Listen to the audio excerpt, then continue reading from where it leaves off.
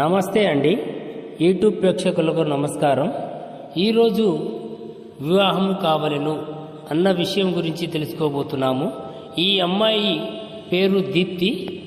ఈ అమ్మాయి తల్లిదండ్రులు చిన్నప్పటి నుండే చనిపోవడం జరిగింది. ఈ అమ్మాయికి వాళ్ళ బాబాయి పెళ్లి చేయించడం జరిగింది. చిన్నప్పుడు పెళ్లి చేయించడం వల్ల ఈ అమ్మాయికి ఏమీ అర్థం కాక సతమతాయి ఉండే టైంలో వాళ్ళ మొగుడు బాగా తాగుబోతూ ఉండడం వల్ల అమ్మాయి ఆయన దగ్గర ఉండకుండా ఇంటికి రావడం జరిగినది.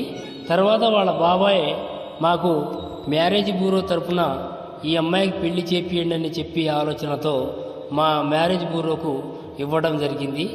అందువలన ఈ అమ్మాయికి ఎవరైనా మంచి సంబంధం కానీ మంచి కుటుంబం కానీ ఉంటే ఈ అమ్మాయికి ఇవ్వగలము.